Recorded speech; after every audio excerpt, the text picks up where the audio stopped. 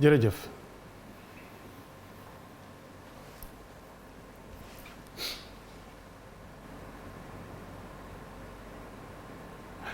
jërëjëf mbokk yi ñu leen di gërëm di leen dalal jàmm ci suñu jotaayu télévision Futurs Médias am mbégte dellusiwaat ak yéen ci édition spéciale bi bu ñu wootee jotaay bi ngeen xam ni dafa am lu ñu bëgg a waxtaanee muy li xew ci assemblée nationale peut-être jamono ji danañ fi dem léegi ci kanam ak suñu ndaw Alassane Ba wala Pape Fara Ñing xam naka la assemblée bi tëddee gannaaw woote président assemblée nationale ci séance plénière bu ñu wootee ngir xool naka la ñuy doxalee ak kiirlaayu député yii di Mamadou Boubacar Biaye ak Mamadou Sall di ñaari député yu bokk ci kujje gi féetewoo ak nguur gi te ñu ne garde des Sceaux jébaane woon na pour ñu xool seen balaanu kiirlaay nu ñu koy teggee pour ñu wuyu yoon bu ñuy fàttali ci lu gàtt rek député yooyu dañu leen a tudd ci mbirum trafic passeport diplomatique ci lu enquête bi wone woon te lu siiw ci presse bi ci ne dañu ko doon jaay ay nit yoo xam ne dañu ko soxloon pour tukki enquête bi feeñal seeni tur ba tax yoon soxla leen lépp jaaroon na ci yoon nag ndax garde des Sceaux ci boppam ci xalima procureur bindoon nañu pour assemblée nationale pour ñu teggi seen balaanu kiirlaay loolu yëpp procédure bi ba fi mu toll nii def naa ni na muy demee noonu la waroon a demee ndax commission ad hoc ba ñu taxawaloon fukki député ak benn bokk ko taxawal nañu ko amal nañu seen liggéey jébbal nañu seen rapport ba tax tey ñu war koo waxtaanee ci assemblée nationale président assemblée nationale woote séance plénière ñu koy waxtaanee danañ jëm léegi ci assemblée nationale maa mbégte di fi dalal ñaar ñoo xam ne waxtaanee woon nañu fi mbir mii ba nga xam ne nii tàmbali na ñu waxoon ñu ci lu leer gindi askan wi maa mbégte di fi dalal Moustapha Diakhaté xam naa ni tey nag xëy mi neexul ndax mburu gis nga ko sëñ Moustapha gars yi ne nañ mburu amul ñu bëri jéem nañoo faggandiku waaye nag ñu defi pexe rek dalal jàmm sëñ Moustapha Diakhaté. maa ngi lay gërëm ci dalal bi ma dalal di la nuyu Daouda di nuyu waa groupe Futurs Médias yëpp di nuyu waa Sénégal yi nga xam ne ñu ngi nuyu seetaan di ñaan yàlla li ñu fi wax nekk dëgg tam njëriñ amaa mbirum mburu moom. suñu borom dama cee dimbali Ablaye néew ma du ma ko lekk waaye li ma koy lekk bëriwul waaw man moom googu wet moom suma waa kër xam nañ ko ci man sama ndékki daal danaa fexe ba nekk waaye mburu moom fonk ma ko daal waaw fonk ma ko ñu bëri waroon nañu def fexe moomu nag ndax toll nañu guuta tey jii ndax xëy di ko wër ba pare tey amoo ko ba pare ñu ne la ñetti fan la ci coow loo xam ne mënoon nañ ko waxtaanee aussi danañ ko waxtaanee ci jamono ci problème bu am ci biir réew mi diggante ñiy wal pepp blé bi nga xam ne nii mooy farine bi ñoo njëkk a yëglu boulanger yi ne tey mënatuñoo jot ci farine boobu ñoom tamit ndax ñi la bëgg nañ koo yokk te amaguñu ci yoon farine bi mu ngi ci 16000 ak lu teg tuuti ñu ne dañ koy jaay à perte war naa yéeg ba 19000 comme amaguñu ci ndogalu nguur gi nag moo tax ñu ne mënuñu continuer di jaay à perte ñoom juróom-ñaari entreprise yi nga xam ne ñooy wal pepp blé bi yi ñu ci gën a ràññee di Grand Moulin de Dakar Sedima NMA Sanders Minoterie du Sénégal juróom-ñaar lañu ba ñu yëgloo ñoom semaine a ngi nii nee nañu du ñu wol pepp blé ba tax farine amul boulanger yi it mujjee comme ñoom lu ñu wol ci pepp blé yi farine bi ñoom ñoo koy jël di ko liggéey ne gisuñu farine ñoom it ñu ngay yëglu ñetti fan yi mburu du am waaye loolu yëpp li nga xam ne nii moo ci yitteel consommateur bi mooy finalité bi est-ce que mburu dafa nar a yokk am déet mu mel ni kii sañatuñoo bañ sax yokk bi fi mu toll nii parce que jóge 16000 war a dem ci 19000 ku ñu ko teg boo jëndee saako farine boo moytul faw nga yokk loolu nag gouvernement bee ko war a lijjanti waaye ba fi mu toll nii ci lu ñu leer aussi parce que dañuy wax ak acteur dañu tànqamlu voilà bi acteur yëgloo ba léegi gouvernement bi dafa tànqamlu woowu leen ñoom meññee yi tey di entreprise yu mag yu nekk ci biir réew mi mënuñ ko woon a ñàkk wax daaw ndax. sëñ Ablaye xam nga dafa am ñaari jàngoor yoo xam ne tubaab bi bi ñuy dem dañ ko fee bàyyi. te ñun ñu dëkk ci réew mi góorgóorlu ñu pour jëlee ko fi. jéemuñ ci pexe mooy di dunde lu ñu béy suñu réew. muy ceeb. ak mburu waaw bokk na ci li tax réew mi pour mu développer dana jafe trop parce que dund dafa bari li nga ciy dugal ci alal dafa bari c'est que nag da nga koy génne ci poste réew mi di ko yóbbu bitim réew. bitim réew ngay développer waaye doo développer sa réew. blé boobu sax li tax muy coow mooy blé bi defaree wuñ ko fii dañ koy jënd bitim voilà war a gëstu nag ci blé nuñ koy saxalee fii ci biir réew mi aussi ay pexe la yoo xam ne ñu ngi ci waaye sotteegul ba léegi Daouda Mine gën a yey ci kër gi ci waxtaanee li nga xam ne nii moo woote jotaay bi wàllu droit justice dalal jàmm Daouda. maa ngi lay fay Abdoulaye di am mbégte encore une fois di fi teew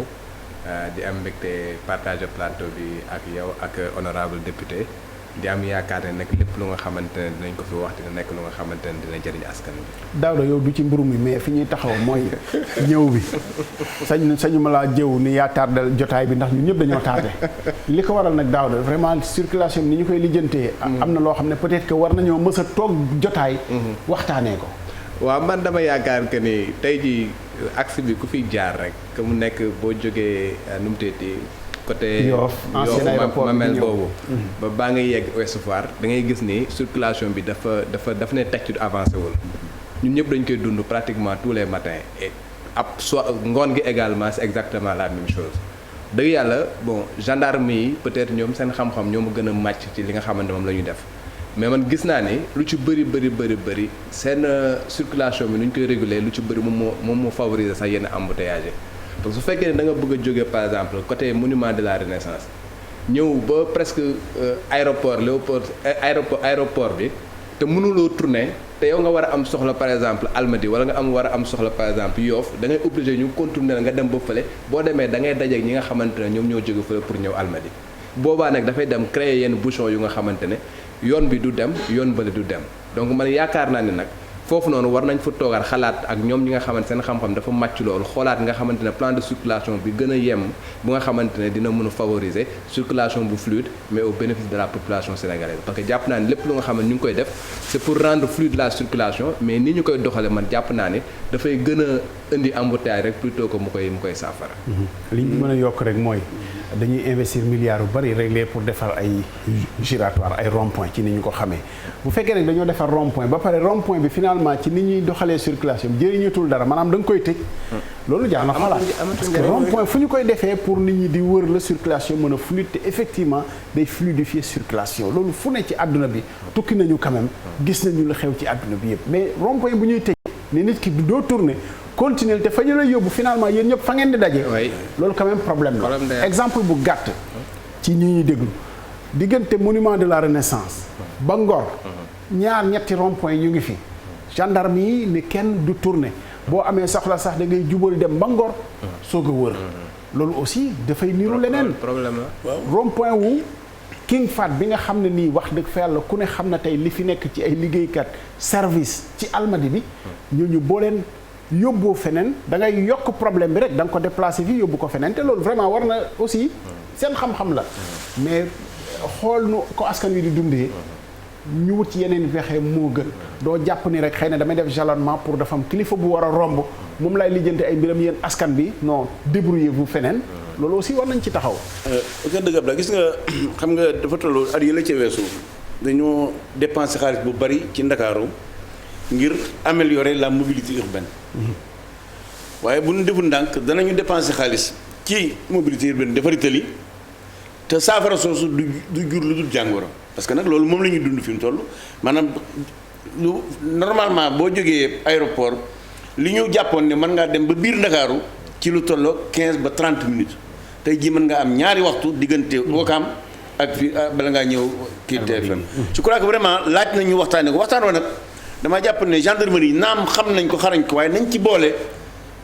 rawatina sëfaru taxi yi wala même transport en commun nañ leen ci boole ci xalaat bi jàpp naa ne bu ñu leen jàppalee mën nañu am trouver solution bu gaaw a gaaw parce que lii moom bu ko nee yaakaar naa dina indi jafe-jafe ci réew bien sûr bien sûr ni ñu leen ko waxee ci njëlbeen danañu dem assemblée nationale te fekk fa Pape Fara Gningue Daouda Mine defe naa lii lu ñu waxtaanee woon la li woote jotaay bi tey di mbalaanu kiirlaay député yi di Boubacar Biaye ak Mamadou Sall procédure bi defe naa ni mën nañ ko fàttali mais ba fi mu toll nii jaar na yoon ba président assemblée nationale woote tey plénière pour jébbal député yi rapport commission ad hoc bi nga xam ne taxawal nañ ko te moom def na enquête am déglu na député yi bind na rapport am léegi. waaw comme ni nga ko waxee député dafa nekk kilifa gu nga xamante ne constitution ci boppam moom moo ko protégé constitution da ko protéger règlement intérieur bu assemblée nationale ñëw feddali protection boobu mooy dañu am mbalaanu kiirlaay boobu dafa tax ne bépp bés boo bëggee par exemple enclencher benn procédure contre ñoom topp leen wala nga leen di yóbbu tribunal wala nga leen di tëj il faut que nga dindi mbalaanu kiirlaay boobu loolu nag dafa am procédure bu nga xamante ne dafa war a am moo di procureur de la république ba moom si boppam dafa war a bind ki nga xamante mooy ministre de la justice jébbal kayit président assemblée nationale ne ko fii ci assemblée nationale kat da ngeen am benn député wala ñaari député bu nga xamante nañu am procédure bu nga xamante moom moo koy concerné te bu ñu sañoon ngeen dindi mbalaanu kiirlaayam pour que ñun ñu mun koo topp parce que bu ngeen dindiwul mbalaanu kiirlaay boobu ñun duñu leen mën a topp kayit boobu nag président assemblée nationale bu ko jotee moom si boppam dafay pencoo ak ñi nga xamante ne ñoom ñooy ay ñoñam conférence des présidents kii du ma honorable député du ma bàyyi ma fen ñooñu bu ñu toogee nag après ñoom waxtaan examiner pièces yi nga xamante ne ñoom leen jox après ci la ñuy mettre en place benn commission ad hoc bu nga xamante ne également règlement intérieur bu assemblée nationale moom wax nan lay demee 11 membres la war a doon xam nga membres yu nga xamante ne majorité bi je pense am nañ ci 8 membres ñi nga xamante ne ñoom ñooy ku jege am ci 3 membres ki nga xamante ne non aligné am ci benn membre muy 11 membres membres yooyu nag après ñoom ñooy toog examiner li nga xam ne moom la ñuy demander convoquer ki nga xamante ne wala ñi nga xamante ne ñoom la ñu bëgg ñu dindi seen mbalaanu kiirlaay déglu leen ñooñu nag am nañ possibilité ñu am kenn ku leen di défendre muy un défenseur ku leen di dimbale ci layoo bi nga xamante ne dañ koy layoo ñooñu nag bu ñu paree loolu auditionné li ñu war a auditionné déglu ña nga xam ne ñoom la ñu war a déglu bu ñu paree nag dañuy def benn rapport boobu nag moom la ñuy indi tey ci plénière ba nga xamante ne rapporteur bi dina ñëw lire rapport commission ad hoc ba après ñoom ñu examiner ku ci nekk wax ci li ñu ci wax sax parce que foofu également article am na benn article bu règlement intérieur bi wax nan lay demee donc rapporteur bi moom mooy jël parole ka nga xamante ne moom mooy défenseur ki nga xamante ñi nga xam ñoom la ñu topp dinañ jël parole kenn ku nga xamante ne dafa contre lever immunité parlementaire boobu également dina jël parole après plénière bi doog a décider ndax dañuy dindi mbalaanu kiirlaay bu fekkee ni waaw ñu dindi ko ndax duñu dindi mbalaanu kiirlaay su fekkee ne d'accord ñu bañ ko dindi bu boobaa procédure bi yem foofu. Moussa Diakhaté lan lañ ciy dégg parce que souvent li nit ñi di tiit mooy est-ce que du àtte bu njëkk c'est-à-dire bu député yi waaw nangu nañ dindi sa mbalaanu kiirlaay mu mel ni kii décision la àtte la daan nañu la ba noppi wala boog dañ ciy déggee ni rek yoona la soxla demal wuyu ji yoon. waaw li nga wax mooy Sénégalais ni ñuy déggee effectivement levée immunité parlementaire daanaka bu ñu xasee am rek dañu jàpp ne yow te jàpp nañ la ba noppi. mi ngi mel ni même bu ñu la tëyee police. wala gendarmerie Sénégalais dañu jàpp ne yow jàpp nañ la. loolu xëy na loolu jàpp naa li ko waral mooy war nañ gën a def effort ba Sénégalais yi xam naka la seen yoonu réew tënkee parce que les lois c'est les lois du peuple parce que on juge au nom du peuple war nañu fexe ba askan wi xam loi yi nga xam ne moom la ñuy wote ci turam. mu xam ko bien que dañuy wax ne nul n'est censé ignorer la loi maanaam ku ne war ngaa xam loi mais loi yoo xam ne dañu ko tëgg ci France ci réew moo xam ne ñun néew ñoo fa làkk mën a làkk même ñi mën a làkk sax xamuñu tubaab bi xamuñu loi bi à plus forte ñi nga xam ne mënuñoo làkk c'est vrai mais may xamal Sénégalais yi rek ne levée immunité parlementaire bokkut ak tëj nit levée immunité parlementaire xañut député bi mu nekk député ba léegi day ñëw commission di ñëw plénière di def li nga xam ne moom la ko député moom la ko yoon sant maintenant lenn rek moo ci rax mooy yoon bu ko bëggee topp nag dina ko mën di woo di ko mën def enquête loolu nag mënut a nekk lu dul dañoo lever immunité parlementaire à moins que li ñu ko fekk mu def ko muy li ñuy wax la main dans le sac dans la poche maanaam fekk muy def loo xam ne yoon da koo tere. kon encore une fois may wax waa réew mi yëpp ni ñi ñu lever seen immunité parlementaire tëjuñu leen nag yoon moo leen di bëgg a topp. waaye nag seen député gi ñu doon tey la ñu gën a doon député la ñu war a def tey lañ ko war a gën a def la assemblée séq ak ñoom itam da koy continuer di ko def loolu moom na ko nit ñi xam kenn tëjagu leen tëj moom balaa am rek tëj moom tribunal rek moo ko mën a def assemblée mënut a tëj. ci dégg-déggu askan wi ci fee yi nga xam ne moom lañ leen di jiiñ te quand même mu jar ministre de la justice bind pour ñu lever immunité parce que pointé na fee yi nga xam ne moom la leen justice di toppee xam nga loolu nekkatu lu ñuy laam-laam bu ñu demee bay lever seen immunité am na lu ñu leen topp te xam nañ ci dara parce que lu bëri génn na ci gis-gis fee yooyu yu mel noonu ñu nekk ci topp ci pour lever immunité parlementaire amul woon leneen lu gënoon a gaaw wala loolu dafa aaju rek ci député bi. waaw bu dee li aju ci député bi moom bu ko neexee mu démissionné. loolu moom député bi sañ na ko waaye nag lever immunité parlementaire moom député sañu ko defal boppam. kooku assemblée rek moo ko sañ a def te assemblée nag pour mu def ko il faut que justice laaj ko kon justice moom mooy laaj ne dañu lever immunité parlementaire député sàngam bu ñu ko lever nag su boobaa yoon mën koo topp waaye nag bu neexee député bi moom pour mu bañ a àgg foofu mën naa démissionné boo ko rappelé am na député bu ñu bi jàppoon ci mbirum soppar ñi xaalis. moom ci boppam daa démissionné amul levée immunité ba yoon daal di ko téye am te kon xëy na sax moom jàpp naa ne flagrant délit bi ñu ko fekkoon levée immunité parlementaire waru ci am parce que nag dañ ko fekk ci woto mu yoroo xam ni dañ koy tere c'est-à-dire moom jëru woon ñuy levée immunité parlementaire am. parce que jàpp naa ne même bu démissionné wu doon kenn du levée immunité parlementaire parce que dañ ko fekk ci flagrant délit maanaam loo xam ne dañ ko fekk muy def li yoon tere kooku amul waaye pour le moment maanaam député moom mënut a lever am léeg-léeg ma dégg sax ab nit ko xam diw demandé woon na maanaam bëgg waxoon na nañ lever immunité parlementaire. loolu moom xëy na waxu politicien la rek waaye lever immunité parlementaire kenn dong ko sañ a laaj muy justice kenn dong ko sañ a def muy assemblée nationale député bi mënu ci dara keneen mënu ci dara. ci mbir mi léegi su demee nii est-ce que mën nañ cee yegg ba ci assemblée ne déedéet soxla ngeen ko waaye ñun jàpp nañu ni waru leen koo topp maanaam bañ a lever immunité parlementaire ci loo xam ne yoon ne na soxla naa ko. waaw yoon xaju ko assemblée. parce que Sénégal dañu nekk système séparation des pouvoirs am te kon séparation des pouvoirs bu sant Cissé la nag waaye moo ne ci réew mi c'est-à-dire que bu neexee assemblée mu ne lever mooy son immunité parlementaire. parce que ba tey jii kenn xamut lan mooy xew assemblée nationale parce que nag l'assemblée la plénière elle est souveraine même commission mën na ko ne nañ ko lever comme assemblée plénière bi ne du ma ko lever loolu assemblée am na sañ-sañ bi waaye nag. ci histoire du Sénégal fàttalikuwuma fi fu assemblée bañ a la justice pour mu topp ab député parce que loolu li muy tekki mooy maanaam assemblée amul sañ-sañu di entraver le bon fonctionnement de l'institution judiciaire maanaam warut amul sañ-sañ di gàllankoor ni justice di doxe comme justice aussi amul sañ-sañ di gàllankoor ni assemblée di doxe wala ni exécutif di doxe kon ñàkk respect yi institution yi war respectante moo tax maanaam plénière bi rek moo mën a lever immunité parlementaire bi tant que lever wu ko effectivement mbir mi mën naa bañ bu leen neexee nag ñu bañ ko lever waaye jàpp naa ne daañu ko lever parce que nag li ñu tudd defe naa ne yu garaaw la. nit ñi am na lu ñu ci xam justice bu demee ba bëgg a topp député rek Ablaye nañ xam ne am na lu tax mu bëgg koo def. kon assemblée ko war a yombal mu def liggéeyam assemblée aussi def liggéeyam. man li may fàttali foofu je pense que de mémoire de journaliste. fàttaliku naa fu nga xamante ne. Assemblée nationale bañ na lever immunité parlementaire benn yoon. C'était en 2001 Moustapha Niasse mi voilà. c'est que bëgguma woon Moustapha Niasse mi moom moo nekkoon moo defoon ay déclaration lan menge amoon ay accusations yu nga xam ne da ko defoon ci gouvernement Abdoulaye Wade ñu demandé woon la levée de son immunité parlementaire temps yooyu Modou Diagne Fada mi moom moo nekkoon président groupe parlementaire ba ñu ñëwee procureur demandé à ce que ñu lever immunité parlementaire ñu enclenché une procédure après moom médiation ñoom Alioune Tine ñi ñoo nekkoon ci médiation bi ba en fin de compte ñu trouver un terrain d'entente pour finalement ñu joxe ay instructions ba député PDS yi nga xam ne ñoo nekkoon majoritaire mujjoon bañ lever immunité parlementaire loolu nekk na lu nga xamante ci taarixu assemblée nationale quand même mën nañ ko. est-ce que mën nañoo taxaw ci boobu. wax li ko wutale ak bii parce que yooyu xëy na déclaration kujje politique la ak yooyu. est-ce que du loolu mooy différence bi. waaw loolu différence bi xam nga bële da ngay gis ni par exemple ay relents politique la. parce que kële déclaration bu nga xamante dafa accusé woon que ni ñële dañoo jëloon alalu nguur gi def ko ci campagne électorale donc mënoon nañ jàpp ni déclaration homme politique la woon bii nag c'est des infractions yu nga xamante ne lële du diffamation du dara lii dañ ne dafa am ñenn ñu nga xamante ne déjà jàpp nañ leen ñu ngi ci kaso bi tey jii ñuy wax ne député yi am na ñenn ñu nga xamante ne ñoom lañ jàpp ne ñoom lañ jox li nga xamante ne ñoom ñooy passeport yooyu nga xamante mënuñu ko woon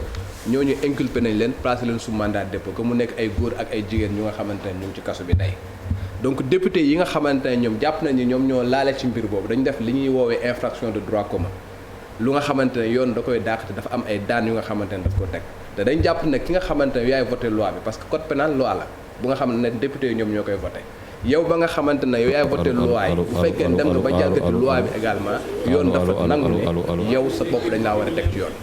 donc dama jàpp que ni lële na la ay infraction yu nga xamante ne allah kulli àlin député bi moom mënuñu teggi loolu kii bi mu ngi ñëw son bi maintenant nag comme nu mu ko waxee y a ce qu'on appelle la présomption d'innocence tey jii lépp li nga gis mooy am na malaanu kiirlaay bu nga xam ne tegoon na ci député bi mais nañ ko jox la possibilité la justice pour que ñoom mën a saytu mbir yi mën a xool ndax bu fekkee ni coupable lañ ñu condamné leen su fekkee ni dañu nekk ñu nga xamante ñu innocent lañ ñu relaxé leen parce que tey jii comme nu mu ko rappelé même bu fekkee ni dinañ seen mbalaanu kiirlaay dañuy continuer nekk député boo xoolee règlement intérieur daf ne tant que demuñu ba mu am condamnation définitive tant que amul condamnation définitive seen qualité de député boobu du dañ. définitive bi mooy du ci sax àtte bu njëkk bi. du ci sax àtte appel. voie de recours yëpp dafay dem. parce que tey jii boo xoolee procédure pénale ñetti niveau la. donc day am première instance am appel am cassation. tant que loolu yëpp demul ba jeex. bu boobaa duñu mën a considérer que nekkatoo député c'est arrivé avec Khalifa Sall. Khalifa Sall il a fallu que ñu épuiser voie de recours yëpp tribunal correctionnel cour d'appel cour suprême ba mu jeex ñu doog a dindi qualité député boobu dindi également qualité maire de Dakar pour que mën a donc toutes les voies de recours il faut que muy jeex pour que mu mën a même bu ñu dindee mbalaanu kirlaam comme nu mu ko waxee. tey ji assemblée nationale bu wootee ñoom am nañ sañ-sañu dem teew foofu. délibéré voté comme ñëpp parce que tout simplement ay député lañ comme ñeneen ñi ñu nekk ay député. mais ñu discuter ci principe philosophique ou séparation des pouvoirs yéen ñaar ñëpp séparation des pouvoirs bi mooy bu pouvoir bi soxlaa ñaan kële wala bu pouvoir bi soxlaa justice bi ba léegi am sañ-sañu topp lan mooy séparation des pouvoirs ci wàll boobu est-ce que séparation mooy bu ma soxlaa damay obligé ñaan wala boog séparation bi mooy bu ma soxlaa am sañ-sañu jëli. waaw am na fu mu soxlaa boo xam ne du ñaan maanaam bu ñu la fekkee ngay def tooxi doona bi député bi moom kooku moom dañ la jàpp saa si moom kooku moom du ñaan di justice du ñaan mais fekkente ne du flagrant délit dañuy may maanaam justice day laaj assemblée mu autorisé loolu nag li ñu ci jublu mooy aar député bi waaye jublu ñu sax bañ justice def liggéeyam c'est-à-dire dafa am ci histoire am réew moo xam ne gars yi dañoo bari woon i pexe maanaam bu fekkee da nga am député bu mel ne Mine Daouda xam texte yi mën a bari pexe gars yi dañ ko def bu ñu xëyee rek ne ko nuus tëyee fexe ba affaire bi jàll finalement les gens di écoute ñun foog ñu wut jumtukaay yu ñu protégé ginnaaw ñun ñooy député yi te ñun ñooy wote loi yi nañ protégé suñu bopp ba du neex exécutif nu ko saa su ne mën la arrêté kon encore une fois li ñu ci jublu rek mooy aar député bi ba kenn du ko mën a fatanqal waaye nag du aar député bi ba bu defee loo xam ne yoon daf koy tere yoon du ko topp maintenant ci affaire bi mu doon wax sax la amoon assemblée loolu délit d'opinion la maanaam nit ko wax. xam nga loolu bokkut ak soppi billet ak soppi xaalis. rax ci doole bi ki nga xam ne moom lañ jiñoon ne moo wax ji bi ñu demee commission tegal ko wax ji moom. nanguwu ko waxewu ma ko nii. nanguwu ko am de kon sax man jàpp naa ne du maanaam preuve bi ñu indi maanaam enregistrement bi ñu indi ci commission bi je crois que du preuve. en tout cas loolu gëwuma ko quoi mais ak enregistrement émission lañ jëloon teg ko mais bi ñu ko waxee moom nanguwu ko moomale boppam. ginnaaw nangu ko moomale boobu nag commission bi danoon jafe ci moom pour mu maanaam lever immunité bi waaye nag xam nga Sénégal day réew moo xam ne dañoo bari pexe xëy na assemblée mënu ko woon a bañal justice parce que nag déclenché woon nañ procédure ba pare waaye nag ay nit jóg def médiation ba nga xam ne ki mu concerné muy le président de la République mu désisté puis affaire bi jeex quoi voilà. xëy na ñi ñuy déglu dañu naan mbir mi kat ak ni mu rëyee ci dégg-dégg c'est-à-dire ci trafic. ci loo xam ne nii vraiment ci lu ñu moomal si passeport diplomatique nga xam ne daf ñuy jëmmal ak yooyu yéex na yàgg na fekkoon na c'est vrai assemblée nekkuloon session léeg-léeg nag nit ñi yaakaar ni bu soobee ku jégg ñu baral seen i mbir bu leen neexee tam ñu bañ koo baral est-ce que loolu aussi du wata taxas wet parfois. ok xam nga Ablaye dafa am nu nuy comporté woon noo xam ne su ma waxee nun nag ki yàlla dafa maa dimbali 2020 ba léegi nguur yi fi nekk yëpp daa cee bokk. muy bu PDS ak bu Macky Sall bi. ni ñuy doxalee ak justice dafa may Sénégal yi seen njort ñu sañ am njort bu ñaaw ci ne justice bi jaaxaanul effectivement léeg-léeg nga gis mbir gaaw boo xam ne dala jaaxal képp koo xam ne wax dëgg yàlla da nga nekk nit. gis aussi mbir yéex maintenant bu dee ci problème bu mujj bii nga xam ne mooy affaire passeport diplomatique yi jàpp naa ne yéex gi demewut noonu. am te kon bi procureur ñëwee rek boobu assemblée bu ko neexoon bureau bi daje ñu lever immunité parlementaire président Moussa Niasse tànnul boobu yoon alors que man jàpp naa ne yoon woowu moo gënoon a gaaw parce que bi ñu nekku ci session bi même bu ñu ñëwee suba la session bu neexoon bureau bi mu toog lever immunité parlementaire affaire bi féete boor kon plénière yi ñu def tey duñ ko def mais moom tànnul boobu li mu tànn mooy bii ma fàttali nit ñi ne le 15 octobre lañu ubbi session bi nous sommes le 9 novembre c'est-à-dire que ñaata 23 jours ci ñu ñu installé commission ad hoc bi ratifié ko déglu ñi nga xam ne ñoom la ñu topp indi ko plénière pour ñu àtte la jàpp naa ni wax dëgg yàlla yéexul maanaam xëy na bu doon demoon ay 2 mois 3 mois la ñu mën a wax ni yéex na mais pour le moment jàpp naa ni li xew nii moom yéexut ci noo xam ne dañoo nekkoon ci hors session ubbi session bi war a fal bureau bi installé commission des lois surtout moom mooy war a créer la commission ad hoc indi ko plénière ñu ratifié ko bu ñu ko ratifié bari nag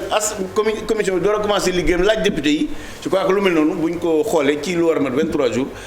jàpp naa ni yéexut wax dëgg yàlla. maintenant rapport commission ad hoc boobu moom la ñuy jàngat bu ñu koy gëstu est-ce que mën naa gaaw ci bu ñu tënkoo rek ci ay recommandations wala sax la mu recommandé ci boppam mën nañu koo teggi ci plénière bi. waaw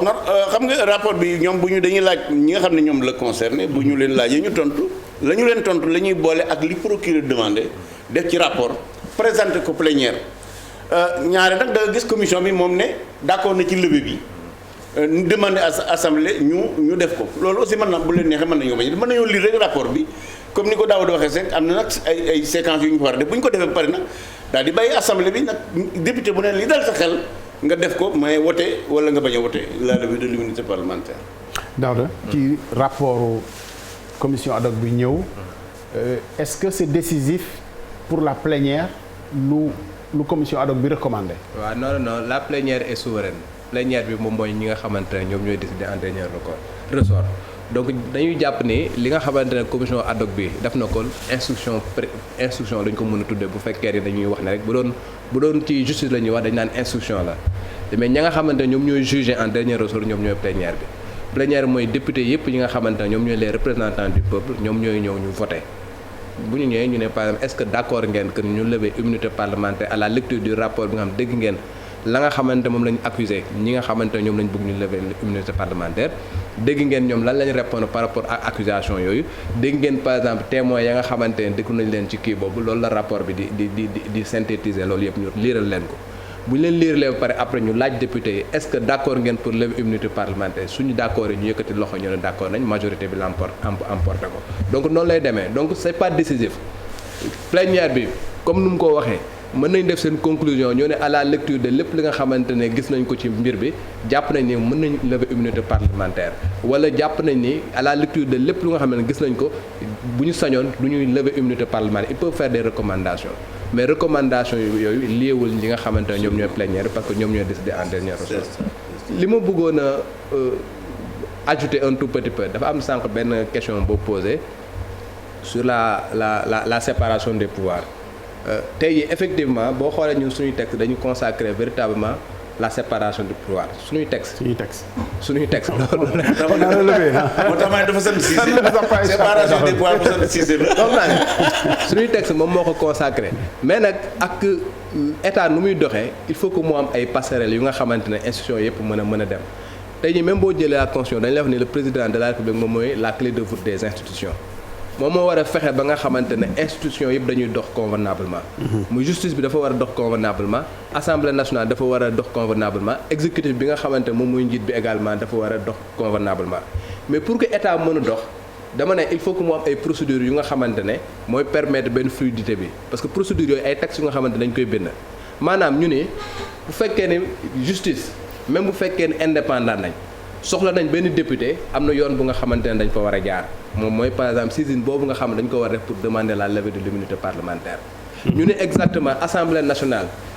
naam am ngeen possibilité saytu l'action gouvernementale mais bu ngeen bëggee convoquer peut-être benn ministre wala nangam ak nangam am na yoon bu ngeen di jaar donc di ngeen bind premier ministre bu fekkee ne amoon na ay jamono wala bu fekkee ne amul fi mu toll nii di ngeen bind président bi pour que mu mën a ñëw ay consul tey boo même boo xoolee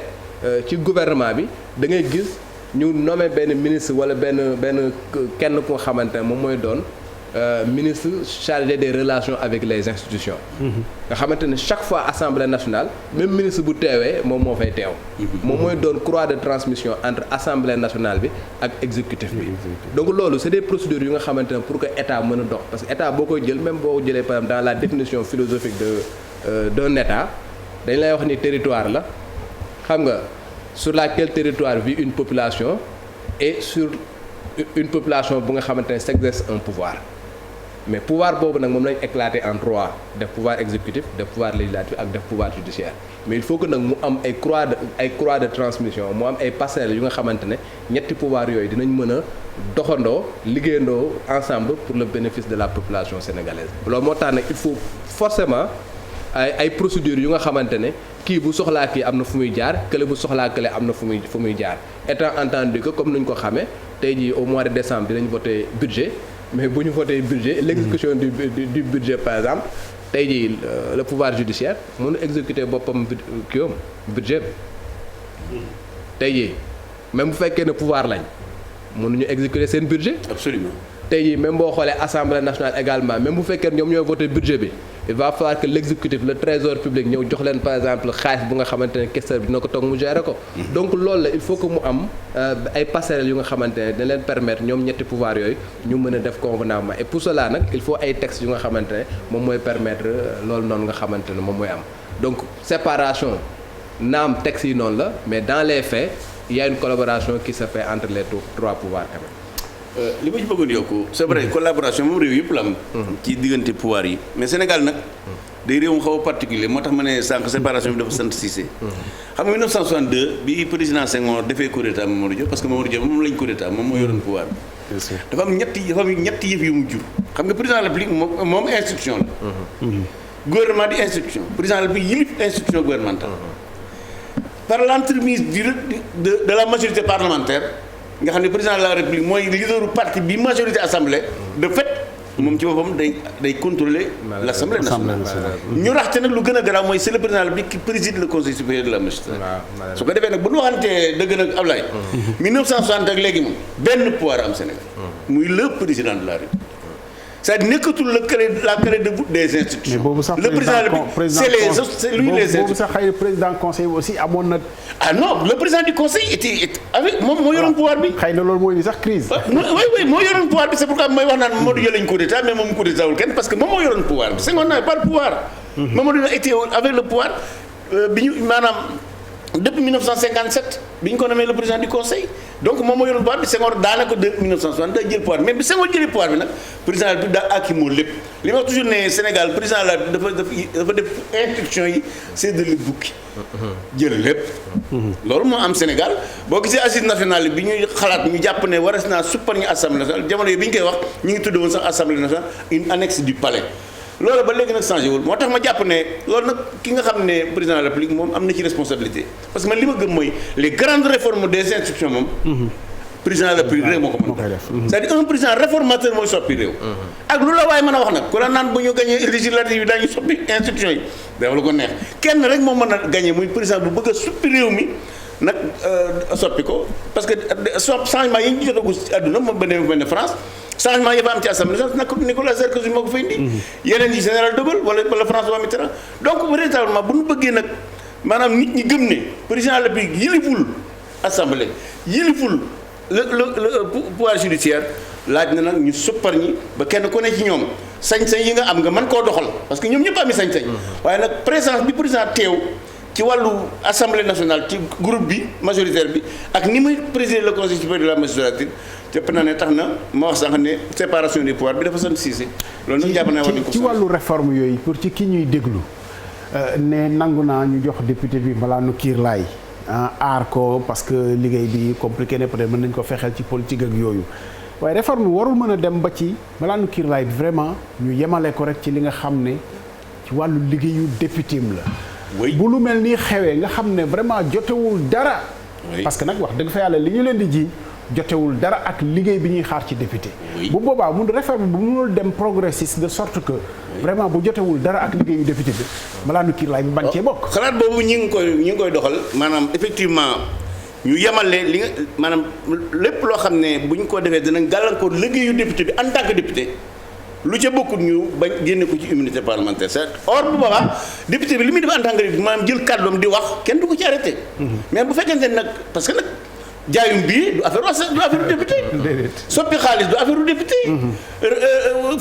fiir nit ci woto du affaire député donc ñu effectivement bu ñu ko mënoon a yemale rek ci li nga xam ne moo concerné liggéeyu député bi jàpp naa ne loolu lu gën nit ñaa ngi ci xalaat nag fu mel ne France ñoom ñu ngi ci xalaat bu baax bi ci des aussi am na loo xam ne Sénégal suñu levée immunité parlementaire daf ci am problème mooy Ablaye dañ ko yemale wut c'est-à-dire bu ñu xasee lever sa immunité parlementaire jeex na c'est-à-dire saa su ne bu neexee justice mu woo la amul limité wuñu ko ci li tax ñu lever l'immunité bi limité wuñu ko dans le temps tant que mandat bi jeexul saa su neexee justice loolu jàpp naa ne effectivement war nañ ko suppar ñi pour xool bu fekkente ne yow ci trafic de passeport lañ la woo su loola jàllee nga reprendre sa immunité parlementaire waaye fi ne Sénégal moom bu ñu xasee livre sa limite parlementaire boo defu ndànk saa su ne mën nañu laa teg loxo je crois que loolu war nañ ko seetaat.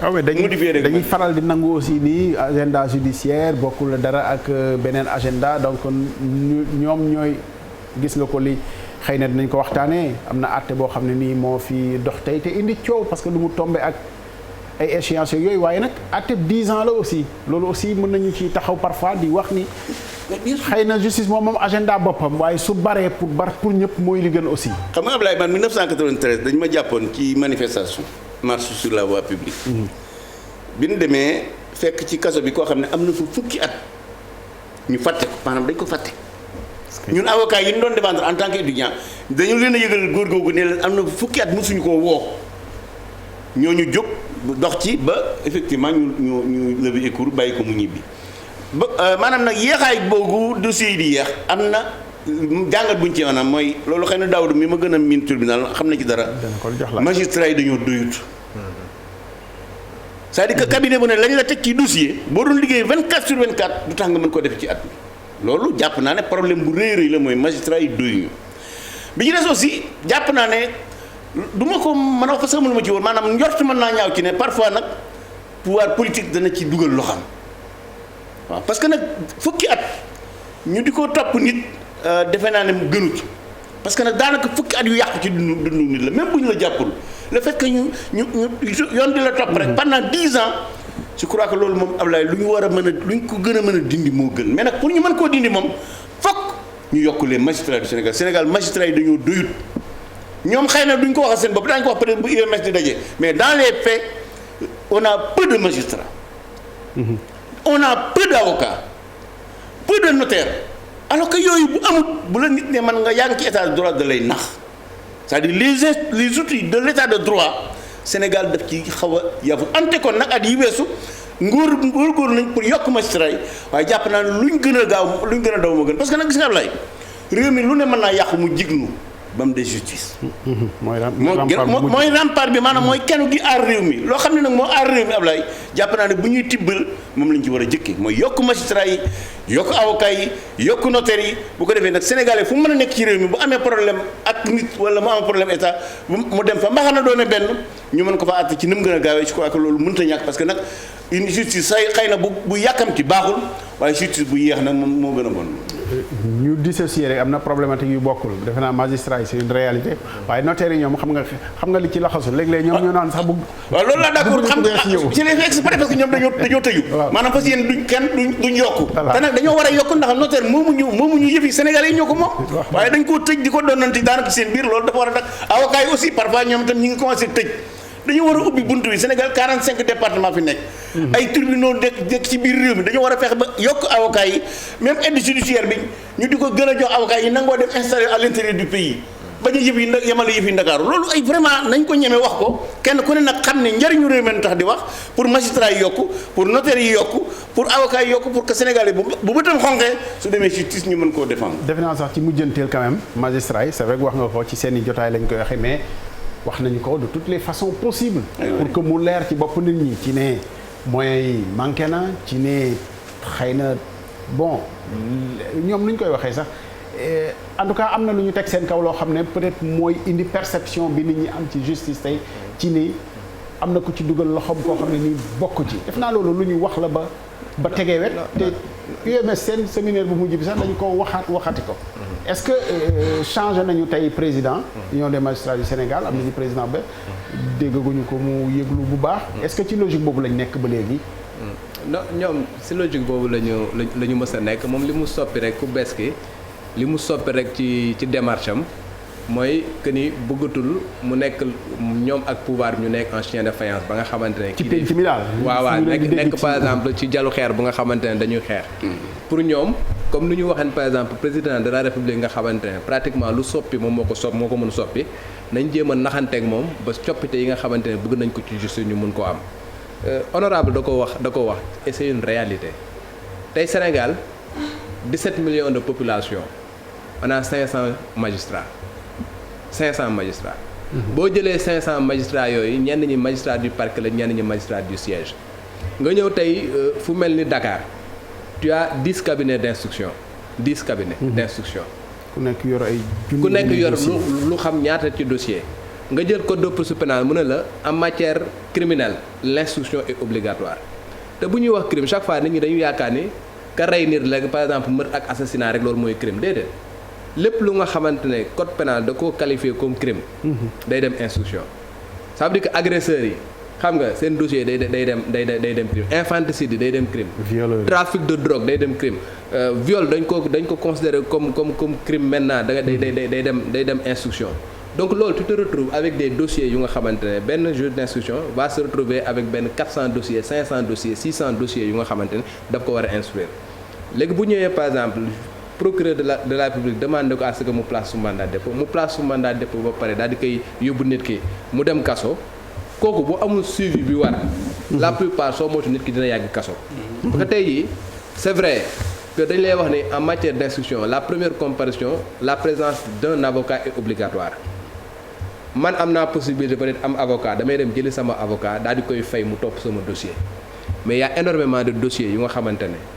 juge d'instruction bi bu demee ba nga xam nit ki amul avocat moom mooy commettre un avocat d'office il y a énormément de gens yu nga xamante ne keroog ba avocat teewee ñu inculper leen placer leen sous mandat de dépôt lañ gëjee gis seen avocat ba tey ji parce que dañ leen di commettre d'office avocat boo xam dañ lay woo ñoo ne la on a un dossier ici bon dañ lay commettre d'office bu boobaa lañ la war a fayee ci aide juridictionnelle boobu la war a jëlee parce que tey assemblée nationale at mu jot dañuy voter 200 millions bu nga xamante ne pour aide juridictionnelle la pour ñi nga xamante ne amuñu possibilité jël avocat dossier yu mel noonu bu ñu commettre un avocat d'office ci xaalis boobu lañ leen di fay mais il y a énormément de na laa koy wax sax d'avocat. mais wax ni loolu de disposition bu spécifique ci Sénégal fépp àdduna bi noonu lay doxee dama commis d'office. voilà donc foofu noonu pour man ni mu ko waxee il faut que ñu yokk magistrat yi ba nga xamante ne magistrat yi ñoom seen bopp dinañ am dossier yu yemamaay yu nga xamante ne dinañ mën a concentré wu concentration bi war célérité bi war ci justice ñu war ko def parce que quand même nit ku nga xam ne da nga ko privé de liberté. mu dem toog kaso di xaar dossier am avancé nga bàyyi ko foofu pendant 2 ans 3 ans 4 ans 5 ans mais ça pose un problème la deuxième chose moo di juge d'instruction amul fenn fu ñu encadrer liggéeyam. voilà waxuñu leen ni par exemple yow dossier boo ko yoree tu as 6 mois 1 an 2 ans 3 ans 4 ans 5 ans 6 ans pour boucler ko waxuñu la ko. troisième injustice bu nga xamante ne dafay am par rapport ak ñi nga xamante ne ñoom ñooy les justiciables. moo di tey jii dañ doon wax ne nit ki da nga daan gis nit ñu jël ko yóbbu ko kaso mu def 10 ans de détention provisoire mu yow ñu condamné ko 1 an ou 2 1 an wala ñu relaxé ko wala ñu acquitté ko mu dem ñibbi këram à un moment donné ñu ne léegi dañuy dem ñu def indemnisation donc nit ki bu fekkee da nga ko jël kaso yóbbu ko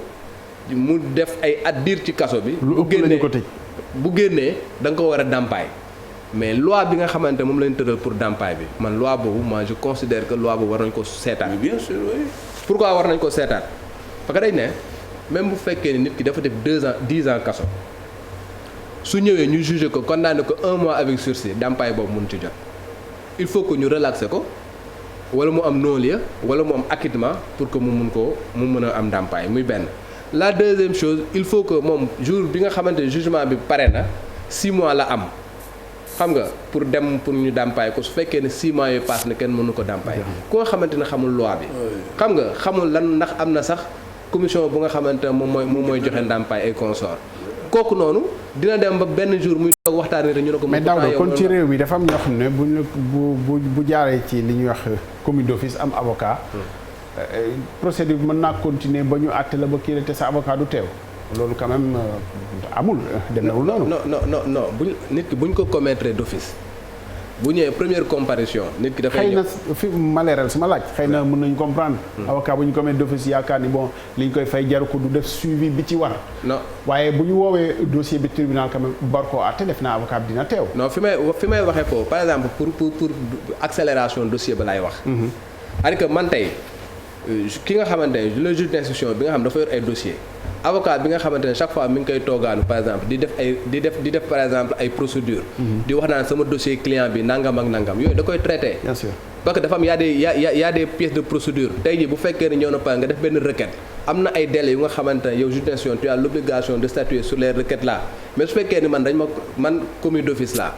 ma ñëw par exemple am benn client ñu inculpé ko placé ko sous mandataire ma ñëw toog foofu defuma benn requête et consort mais on a tendance à oublier un tout petit peu son dossier ça veut dire que dossier mu fekkoon waroon nañu ko traiter en 6 mois 1 an 2 ans soo moytu dina fa toog 5 ans juge d'instruction bi day toog ba peut-être loxoom féex xam nga mu toog xool dossier yi nga xamante ne defu ci benn acte de procédure mu dem su ci benn commencé ci def donc je dis que ñi nga xamante ne dañu am moyen ami avocat ñooñu c'est seen dossier gën a mun avancer que ñi nga xamante ne dañ leen di commettre d'office et que seen avocat yi nga xamante ne commettre na leen d'office ba pare amuñu conscience professionnelle bi nga xamante ne war nañoo farlu ci dossier yooyu foofu laay waxee mais toujours est-il que bu demee ba nga xam procédure bi dem na ba jeex ba ñu war a juger nit ki àla kuli àlin dañ koy teewal gis nañ fi cour d'assises bu njëkk léegi chambre criminelle la bu nga xamante ne en matière criminelle amul kenn ku ñuy juger foofu te avocat teewalu la mais ña nga xamante ne ñooy dem chambre criminelle tey jii nga gis ko nga xamante ne 2 ans la dossier am def ñu yóbbu ko chambre criminelle di nga gis ko def 3 ans ñu yóbbu ko chambre criminelle di nga gis ku def 5 ans ñu yóbbu ko chambre criminelle mais boo xoolee ñi nga xamante def nañ 1 an 2 ans ñu yóbbu leen chambre criminelle dañu am avocat yu nga xam ne dañ leen a teewal depuis le début. absolument foofu laay waxee. moom ci wàllu yooyu aussi xam nga am nay jéego yoo xam ne peut-être def nañu ko ndax cour d'appel yi boo xoolee ñaar la woon yàgg nañ ci ñaar xew ni yokk na léegi ba ci 5 loolu aussi bokk na ci liy baral. parce que procédure d'appel nit daan na appel mu toog loo xamante ni nii finalement xëy na day rëcc sax la muy appelé parce que yëf yi du gaaw parce que effectivement dossier yi bari na yooyu yëpp ay réforme la yoo xam ne nii war nañ absolument ay réforme la parce que li jaaduwul rek mooy nit ñi dem impression que ku sa loxo jotu sa ginnaaw maanaam ku sa poste diisut doo mën a am avocat yu dëgër maanaam li ñuy wax les ténors doo ci mën a am te ñooñu boo ci amul ñaari dina jafe sa dossier moo tax ma jàpp ne war nañu am règle bu simple Ablaye ku ñëw ku nekk maanaam ku jëkk a ñëw ñu jëkk a traité sa dossier aussi simple que ça c'est-à-dire que ñu am répertoire boo xam ne informatisé yow fekkee cabinet bi juge du cabinet mu xam ñaata dossier bu ne bu mu traité mu jàll ba ca tegu ñëw nga xam ne dootu nekk loo xam ne ay avocat yu baax mooy tax ñu traité sa dossier waaye jëkk ga nga fa jëkk ñëw mooy tax ñu traité ko loolu mooy l'égalité du citoyen devant la loi je crois que lu mel noonu ay xalaat la yu ñu waxaat maintenant bon style bi OMS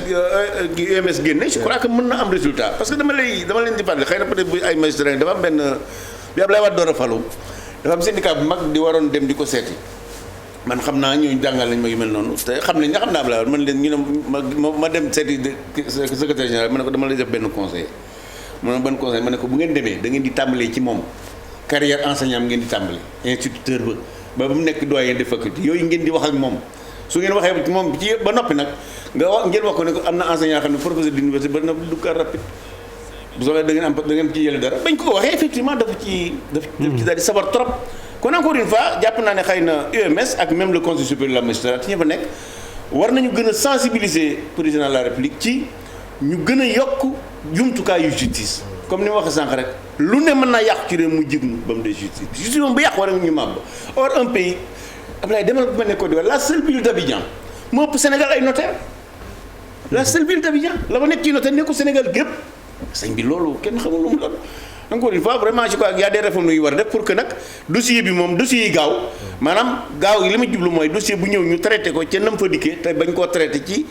na kooka poosam diisee ba mën a am avocat yu baax. li ñu waxtaanee ca njël ca ba ñuy tàmbali moo gàllankoor sunu ndaw la doon dem assemblée nationale moom it waaw teel naa dem waaye nag xat na trop waaye yegg na. àgg na waaw àgg na danañu ñëw ak moom léegi incha allah parce que wax nañ ma ni liggéey ba tàmbaleegul woon. bu jekkoo rek incha allah ñu dellu si ak moom. lu ko jiitu def naa am na gëstu ak image yoo xam ne nii mun nañu ci ñëw comme ça mu permettre ñu après ñu waxtaan ci defe naa bu yembee ci régie bi ñu xool ko. te daal di ñëwaat ci suñu waxtaan parce que waxtaan bi aussi dinañ ci boole li nga xam ne mooy xew-xew jamono wax dëgg fa yàlla mënuñu koo noppi waale muy élection yi nga xam ne ñu ngi koy déglu. sëñ Moustapha moom dina présidentielle lay xaar moo tax nekkul candidat wutul benn commune def na comme El Hadj Diouf nee na boo nekkee député nekkoon ministre président moo ci des El Hadj Diouf suñu xarit la waaye kon président yi dina bari ci réew mi lool nag. Ablaye su ma bëggee su ma mënee addu ci benn interpellation bu amoon sànq. c'est-à-dire que tey ci immunité parlementaire bu nga xamante ne. député bi dañ ko war a circonscrire ba nga xamante ne. mu yem rek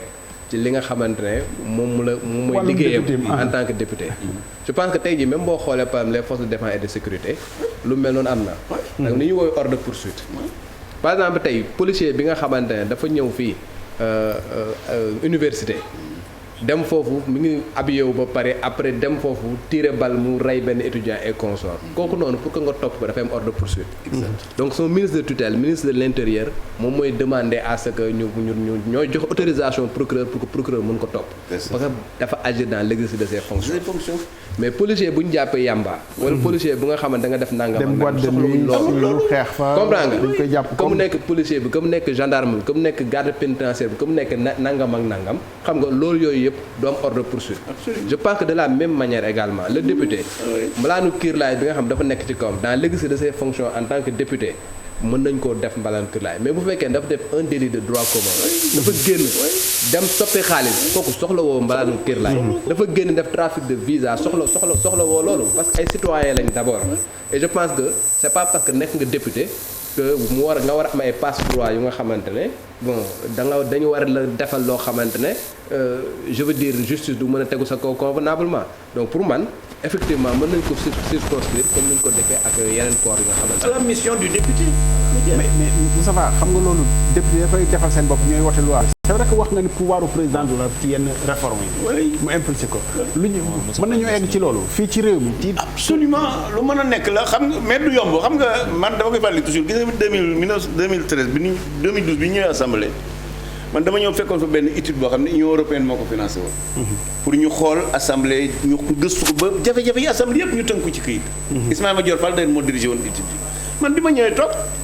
ma ne léegi ginnaaw document bi am fi ñun nañ koy utiliser pour soppi assemblée bi. alors ma dem ci président assemblée nationale wax ko moom dama fa yónnee woon sax moom mu ne yor xaalis bu mu defee lu mel noonu. finalement dama mujj dem ci Mamadou Mbodj mu ànd ak ñun ñu dem ci OSIVA mu financé nu tous les ateliers. ba ñu génne règlement intérieur bu bees ak 200 recommandations pour améliorer le fonctionnement sam bi ñu ko ñëwee li nit ñi doon wax ñu jaar sama ginnaaw dem ne président Macky Sall Moussa Diakhaté dafa bëgg gàllankoor président assemblée nationale finalement ça mu mujj bàyyi ba document bi ma nga fa ba léegi muy un règlement intérieur bu révolutionnaire ak 200 recommandations yoo xam ne bu ñu ko appliqué beneen xar kanam assemblée nationale dana ko am mais malheureusement la volonté politique n'y était pas jàpp naa ne boobu suma président la République jàppale woon na nga ni assemblée nationale jógee na fii. On va verser dans le même chapitre rapport aux commissions nationales de réforme des institutions mu ngi fi aussi ci ay recommandations. les assises nationales qui est une émanation vraiment des discussions des assises nationales naka noonu bi ñuy sóob waa Habib wax ko mu moytu tuuti rek suñu waa ji egg na Habib Faye mu ngi assemblée nationale Habib ñu ngi lay nuyu kooku doon taxawee wet xam naa fi mu toll nii may na la ñu ngi gis assemblée bi Habib daf mel ni président Moustapha Niasse ñu ngi koy séen sa ginnaaw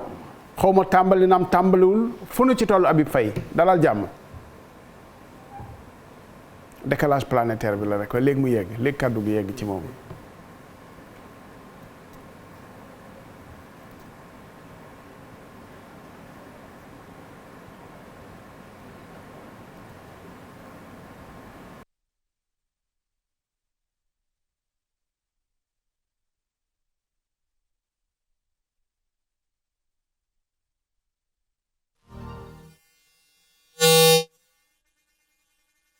nekk ni suñu ginnaaw fas yéene wax ak ñi nga xamante ne ñoo di député yi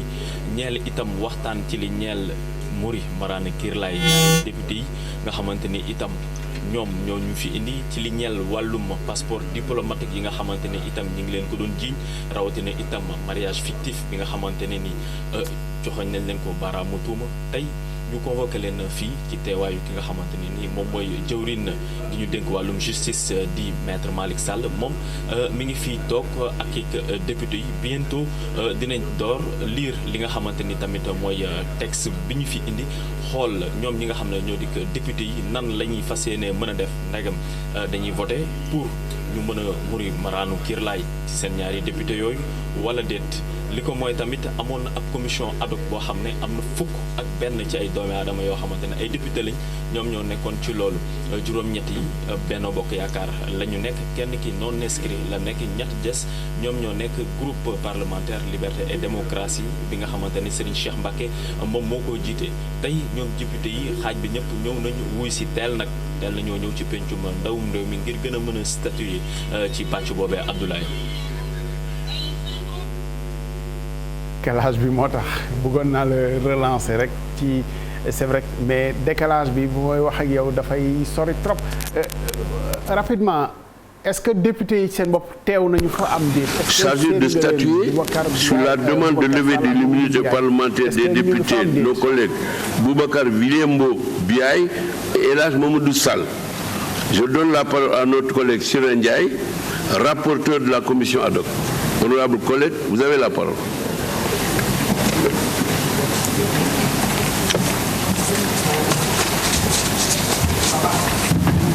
Bonjour. Bonjour. Je vous remercie, Monsieur le Président. Monsieur le Président, Monsieur le garde des Sceaux, ministre de la Justice, Monsieur le ministre en charge des relations avec les institutions, chers collègues, la résolution 02/2021 adoptée en séance plénière le 22 octobre 2021 a constitué la commission ad hoc chargée de statuer sur la demande de levée de l'immunité parlementaire des collègues Boubacar Williambo Biaye et El Hadj Mamadou Sall suite à l'affaire des passeports diplomatiques les mettant en cause. Sur recommandation de la plénière, les membres de la commission se sont réunis immédiatement après la ratification de la liste afin d'élire le bureau de la commission. Conformément à la pratique parlementaire, les deux groupes parlementaires Benno Bokk Yakaar, Liberté et Démocratie ainsi que les non-inscrits ont adhéré à la démarche. Monsieur le Président Aymirou Gningue, en sa qualité de doyen d'âge, a dirigé les travaux. Prenant la parole, il a remercié ses collègues. Après avoir constaté que le quorum est atteint, Monsieur le Président a installé le bureau de la commission ad hoc composé ainsi qu'il suit. Président, Monsieur Aymirou Gningue. Vice-présidente, Madame Mame Diarra Fam. Rapporteur, Madame Sira Ndiaye. Il a été aussi fait lecture de la liste des autres membres de la commission ad hoc qui sont Monsieur Papa Biram Touré, Madame Adji Diarra Mbergane, Monsieur Cheikh Seck, Madame Dje Mandiaye Ba, Monsieur Djibril War, Monsieur Mor Kane Ndiaye, Madame Soda Mariem Ndiaye, Monsieur Cheikh Abdou Mbaké. Une fois le bureau installé, Monsieur le Président de la commission ad hoc a tenu à remercier tous les membres pour la confiance placée en sa personne et les a invités à effectuer un travail de qualité avec toute la sérénité requise afin de répondre aux attentes de l'institution parlementaire. Il a ainsi fixé l'agenda devant permettre à la commission de terminer dans les meilleurs délais le travail qui lui a été confié par l'Assemblée nationale. Aussi, Monsieur le Président a tenu à rappeler la mission de la Commission qui est d'examiner de manière objective, rationnelle et transparente les dossiers envoyés par Monsieur le garde des Sceaux, ministre de la Justice. Il a précisé que la Commission ad hoc n'a pas pour mission de porter un quelconque jugement sur cette affaire et qu'elle devra se pencher uniquement sur l'objet pour lequel elle a été créée. Le référentiel qui guidera les travaux de la Commission demeure le règlement intérieur de l'Assemblée nationale, notamment en ses articles 51 et 52. Dans la conduite de cette mission, les membres de la Commission ad hoc sont tenus à l'obligation de réserve. Lors de la deuxième réunion, qui a eu lieu le mardi 26 octobre 2021, Monsieur le Président a fait une lecture commentée des dossiers mis à sa disposition et a d'emblée indiqué qu'il pouvait être consulté par tous les membres de la commission dans son bureau et chaque fois que de besoin. Le principe de la séparation des pouvoirs n'autorise pas la commission à divulguer le secret de l'instruction. Par ailleurs, le document ne pouvait être ni photographié, ni photocopié par un membre de la commission ou par les députés mis en cause. Il s'agit de la lettre numéro 000346 MJ/SP du 4 octobre 2021 du garde des Sceaux, ministre de la Justice, du dossier d'instruction du deuxième juge de cabinet, du deuxième cabinet, du courrier du procureur général près de la Cour d'appel de Dakar. À la suite de Monsieur le Président, les membres de la commission ont pris tour à tour la parole pour faire des observations et poser des questions sur la procédure. Sur convocation de son président, la commission s'est réunie une troisième fois le 29 octobre 2021 dans la salle de la commission des finances. Y ont pris part tous les membres, à l'exception de Mme Diema Ndiaïba, empêchée. L'ordre du jour de la réunion a porté sur l'audition des députés dont la levée de l'immunité parlementaire est sollicitée. À l'entame des travaux, Monsieur le Président a fait part de la lettre de démission de Monsieur le député Cheikh Abdou Mbacké adressée à Monsieur le Président de l'Assemblée nationale. La commission n'a pas jugé nécessaire de faire un commentaire sur cette démission. Concernant les auditions des députés mis en cause, le premier à se présenter est M. El Hadj Mamadou Sall. Il a été installé avec bienveillance par M. le Président qui lui a aussitôt remis le dossier pour qu'il en prenne connaissance. Après lecture approfondie, il lui a donné la parole. Monsieur le ministre, Monsieur le député El Hadj Mamadou Sall a tenu à remercier Monsieur le Président et les autres membres de la commission. Il a salué l'ouverture de cette procédure devant lui permettre de répondre à la justice et de pouvoir organiser convenablement sa dépense. Il n'a pas manqué de préciser qu'il avait hâte que cette procédure soit engagée, afin de laver son honneur, celui de sa famille et de ses collègues députés. Il a également souligné qu'il ne s'oppose pas à la levée de son immunité parlementaire et qu'il est pour la manifestation de la vérité dans ce dossier. Après cela, tous les membres de la commission ont pris la parole pour faire des remarques, observations et ont posé des questions. À sa suite, Monsieur le député Boubacar Williambo Biaye a été introduit et installé pour son audition. Après lecture du document, qui lui a été remis dans les mêmes formes par Monsieur le Président de la Commission, Monsieur le député Boubacar Williambo Biaye a fait une déclaration quasi similaire que celle du député El Hadj Mamadou Sall, avant de répondre aux observations et questions formulées par les membres de la commission.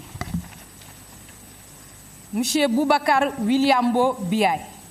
a manifesté sa volonté de se présenter devant la justice pour laver son honneur. Des commissaires lui ont expressément demandé s'il était d'accord pour la levée ou non de son immunité parlementaire. Il a exprimé son souhait de voir son immunité parlementaire levée. Il est important de faire remarquer qu'en dépit des contestations véhémentes formulées par les deux députés à l'encontre des faits qui leur sont reprochés, la commission n'a pas demandé de preuves, car ce n'est pas de son rôle. Les députés mis en cause réservant les éléments de preuve dont ils disposent à l'institution judiciaire. Sur la base des documents soumis à son examen et des accusations contre les honorables députés Biaye et Sall portant sur les faits suivants. Affaire des passeports diplomatiques mettant en cause El Hadj Diadji Condé, les députés Boubacar Williambo Biaye et El Hadj Mamadou Sall et autres. Compte tenu des auditions des honorables députés El Hadj Mamadou Sall et Boubacar Williambo Biaye, la commission ad hoc, dont les travaux se sont terminés le 29 octobre 2021, a voté à l'unanimité de ses membres la levée de l'immunité parlementaire des députés Boubacar Williambo Biaye et El Hadj Mamadou Sall et recommande ainsi à la plénière de voter la levée de l'immunité parlementaire de nos collègues pour permettre à la justice de poursuivre la procédure. Je vous remercie, Monsieur le Président. Je vous remercie, honorable Madame le député rapporteur. Mes chers collègues, nous avons entendu le rapport de la commission ad hoc. Je voudrais vous rappeler les dispositions de l'article 52, dernier alinéa de notre règlement intérieur, qui dit, et les guillemets sont ouverts, lors des débats ouverts par l'Assemblée nationale, en séance plénière, sur les questions d'immunité, peuvent seuls prendre la parole le président, le rapporteur de la commission, le gouvernement, le député et son défenseur et un orateur contre. Je donne donc la parole sans tarder à notre collègue Aymérou Gningue, président de la commission ad hoc. Monsieur le Président, vous avez la parole.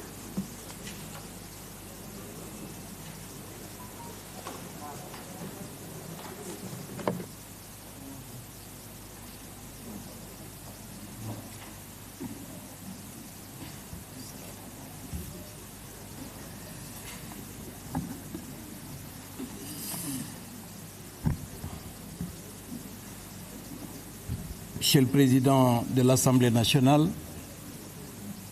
Messieurs les ministres, Mesdames, Messieurs les collaborateurs des ministres, mes très chers collègues. Mes très chers collègues, je voudrais d'abord saluer l'esprit dans lequel les travaux de la commission ad hoc se sont déroulés et les échanges fructueux que nous avons pu avoir pour arriver à ces conclusions-là. Je voudrais aussi saluer la présence de nos collègues députés qui ont fait honneur à l'institution parlementaire en venant répondre à la convocation de la commission ad hoc. Monsieur le Président, tey comme démb ñun saa boo xamee ni justice institution judiciaire am na lu muy laaj wala lu muy gëstu mu jëm ci député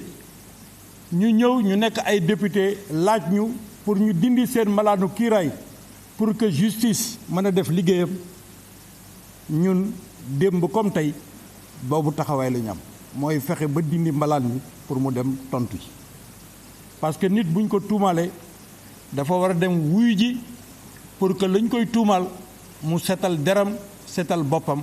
loolu mooy suñu taxawaay ñun yoruñu jikkoy nit koo xam ni gëm-gëmam lasper la bu ko neexee mu tawi ko bu ko neexee mu yolomal ko li ñu doon def démb rek moom la ñu defaat tey fii mooy fexe ba ñi ñu tudd daal ñu fexe ba ñooña ñu dem wuyu ji parce que bu ñu wuyu jee dinañu mën a setal seen der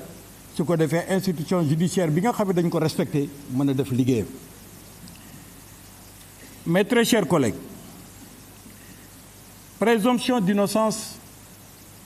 mooy nit ki du parce que dañu ko jiiñ dara rek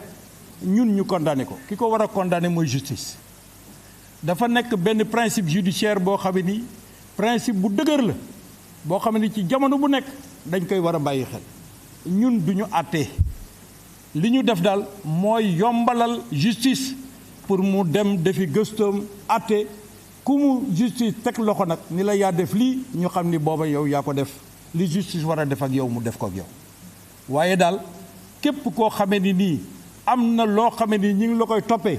su fekkee ñëw nga fii ñun de en tout cas boo fekkee ni indil nañu ko ni dañu war a dindi sa mbalaanu kiiraay lii rafet mooy ñu dindi sa mbalaanu kiiraay parce que xam nañ ni tuuma wax dëgg yàlla alalu gor la kàccoor moomu ko kon nag ki ñu tuumaal dafay bëgg ci jamono bu nekk mu jéem a rafetal boppam parce que loolu rek moo ko mën a setal ko ci kanamu ay mbokkam setal ko ci kanamu ay njabootam setal ko tam ci kanamu ay xaritam ak ay nawleem yi nga xam ne ay nawle député lañ. Monsieur le Président, magistrat yi ak avocat yi damay wax toujours ni benn bëgg-bëgg rek la ñu war a am mooy bu yoon jibee rek ñu fexe ba yoon jib. C'est ce qu'on dit que les avocats et les magistrats en fait ils ont un désir commun, c'est que partout et en toutes circonstances que la justice soit dite et que cette justice-là puisse être appliquée à tous les Sénégalais. Voilà la raison pour laquelle c'est important de lever l'immunité parlementaire de nos collègues. Monsieur le Président, ñun ci suñu bopp di ay député nañu nangu ni ay doomu aadama rek lañu comme ay doomu aadama lañu nag doomu aadama dina juum dina tooñ dina def loo xam ni xaj na waru ko def waaye loolu ñun du ñun ñoo koy àtte ñun daal li ñu war mooy bu justice ñëwee ak ku mu ñu mën a indil ni ñu kii dafa am lu mu digaaleeg beneen nit mu nekk ci procédure pénale ak lu mu mën a doon mooy ñu fexe ba yombalal justice liggéeyam parce que ñun dañu respecter institution judiciaire ni ñu respecter yeneen institution yi nga xam ne dafa nekk ci réew mi nit nag du nekk institution ba pare nag am fu mu féete ba pare di galgal yeneen institution yi loolu mooy suñu taxawaay c'est la raison pour laquelle ñun ñu demander à ce que ñu dindi seen madaanu kiiraay pour ñoom ñu mën a dem wuy ji kooku amul farfarloo mësuñu ko def démb defuñu ko woon tey bu ëllëgee tam bu amee duñ ko def wasalaamaaleykum wa rahmatullah. Je vous remercie, honorables collègues. Poursuivant toujours la procédure, je donne la parole maintenant à notre collègue Siré Ndiaye, rapporteur de la commission ad hoc.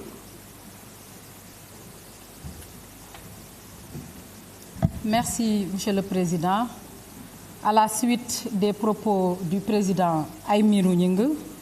je voudrais d'abord me féliciter de la disponibilité de nos collègues qui ont voulu répondre à la commission ad hoc et à la plénière. Je salue, chers collègues, votre acte hautement républicain et responsable. Et ceci étant dit, Monsieur le Président,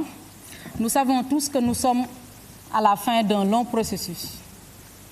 Et cette plénière déterminera de la levée ou non de l'immunité parlementaire de nos collègues. Mais, Monsieur le Président, je suis rassurée parce que toute la procédure légale a été respectée, car nous nous sommes appuyés sur les articles 51 et 52 du règlement intérieur de l'Assemblée nationale. Monsieur le Président, je suis heureuse aujourd'hui de voir que l'Assemblée nationale s'est honorée d'avoir respecté le principe de la séparation des pouvoirs, car je pense que cette plénière le montre pleinement, à suffisance. Monsieur le Président, je voudrais aussi dire que nul n'est au-dessus de la loi et que cette plénière, encore une fois, montre à suffisance que les députés issus de la majorité Benno Bokk Yakaar sont nullement au-dessus de la loi et que la loi, elle est générale et impersonnelle. Loolu, Monsieur le Président, li ma ciy wax damay approfondir li président Aymérou wax mooy tey dañuy rafetlu sunu collègue député yi nga xam ne teew nañ ci plénière bi muy firndeel nag ne ñoom tey li ñu posé comme acte bu responsable la acte bu républicain la ndax mënoon nañoo rek laqatu ci seen malaanu kiirlaay ne duñu wuy si yoon waane dañ ñoo ni ñu koy xati dañ ñoo yombalal liggéey bi leen commission bi woowee pour déglu leen ñoom ñaar ñëpp dañu ñëw uyu si jox ñu cër jox cër institution bi loolu nag dañuy def lu dul rafetlu ko muy wane ne quel que soit titre boo mën a am ci réew mi quel que soit statut boo mën a am ci réew mi su la sa justice su réew woowee da ngaa war a wuy ji loolu mooy dëgg te tey ñii exemple lañ ci ndax bu la justice soxlaa woo la da ngaa war a dem wuy ji loolu moo tax ñu rafetlu teewaayu député yi beneen bi monsieur le président wane nañu tey ne assemblée nationale la dañu représenter peuple bi te justice bi it amul kumba am ndey amul kumba amul ndey li ko firndeel mooy député yi nga xam ne sunu ay collègues lañu ñun ak ñoom ñoo bokk groupe de la majorité Benno Bokk Yaakaar te it ñu faciliteel ñu liggéey bi honorer assemblée nationale par leur présence assemblée nationale aussi honoré na li nga xam ne moom mooy la séparation des pouvoirs parce que lii suñu liggéey mooy procédure levée immunité parlementaire bi may ñaan sama collègue yi ñu dem lever immunité parlementaire suñu ñaari collègues yi comme ñoom ni ñu ko bëggee parce que il faut rappeler que ñoom aussi au-delà de la disponibilité bi ñu wane wax nañu ne dañoo bëgg ñu lever seen immunité parlementaire pour mën a may justice mu def liggéeyam pour que tey ñu mën a am la manifestation de la vérité kon loolu nag moo tax monsieur le président foofu lay daanalee di gërëm président Aymirou di gërëm tous les membres de la commission ad hoc di gërëmaat di santaat député yi ndax teew bi ñu teew ci commission ñu déglu leen ak teew bi ñu teew ci assemblée pour honorer encore une fois l'Assemblée nationale. Je vous remercie monsieur le président. Je vous remercie honorable collègue rapporteur. Le temps est venu de donner la parole à monsieur le ministre de la Justice, garde des Sceaux. Monsieur le ministre, vous avez la parole.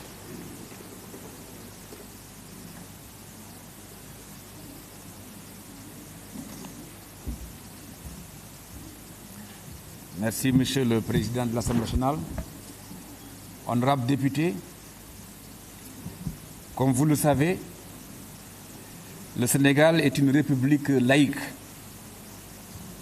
démocratique et sociale. Elle assure l'égalité devant la loi de tous les citoyens, sans distinction d'origine,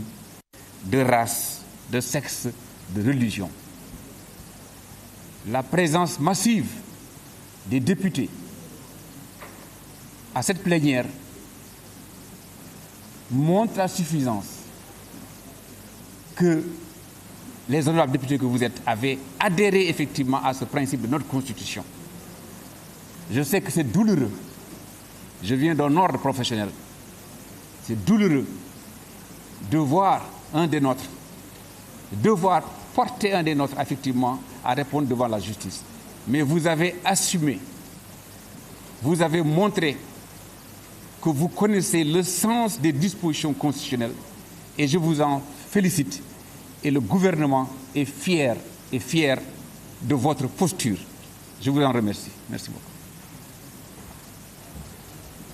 Je vous remercie. La procédure prévoit toujours, après l'intervention du garde des Sceaux, ministre de la Justice, que la parole soit donnée à nos deux collègues. Je commence donc par donner la parole à notre collègue Boubacar Williambo Biaye.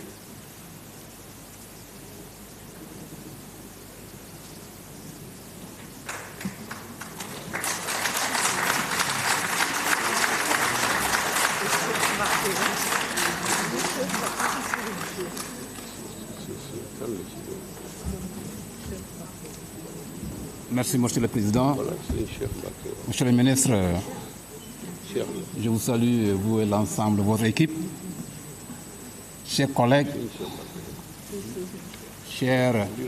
spectateurs, chers citoyens, d'habitude, quand je me tiens ici, c'est pour soutenir la politique du gouvernement proposée par son Excellence Macky Sall, un leader que j'ai choisi depuis mon tendre enfance alors que j'étais à l'université. Aujourd'hui, ce n'est pas cette politique que je soutiens, mais je vais communiquer sur un autre sujet différent de ces sujets-là qui nous unissent tous les jours depuis 2012 où j'ai eu la confiance des Sénégalais. Monsieur le Président, il s'agit de cette question de passeport diplomatique qui a défrayé la chronique depuis le 6 septembre 2021.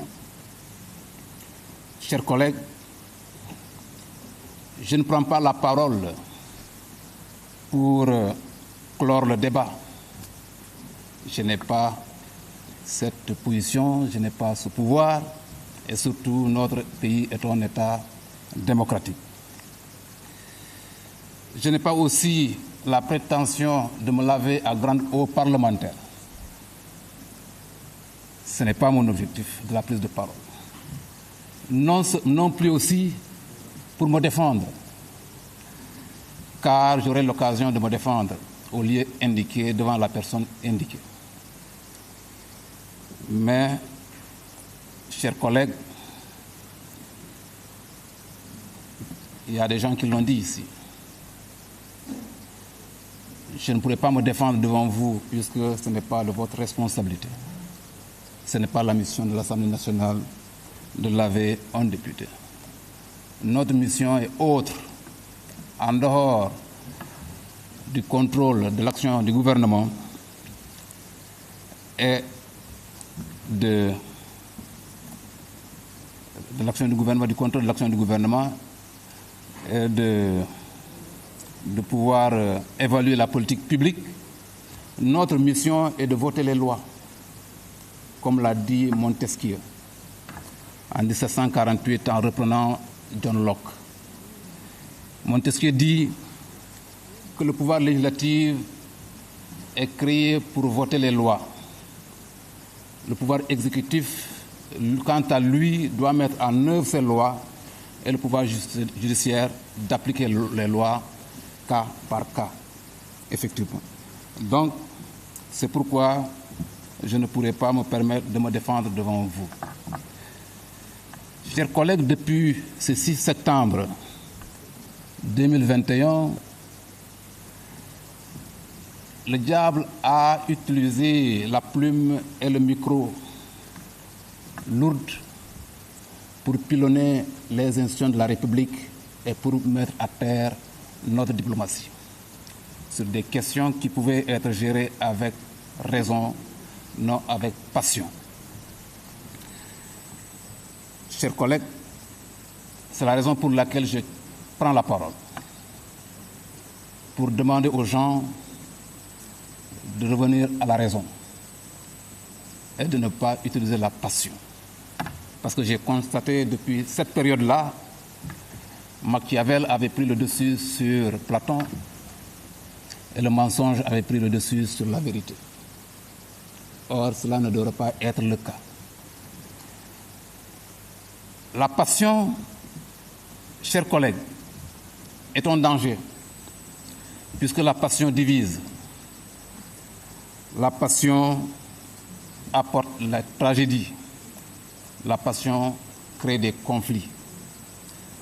Donc si nous la laissons et choisir la raison, nous aurons beaucoup à gagner. Nous aurons à gagner par rapport à l'unification de ce pays. Nous aurons à gagner à unir les cœurs. Mais nous aurons à gagner à avoir les mêmes convergences, mais à rétablir les vérités partout. C'est l'objet de ma prise de parole.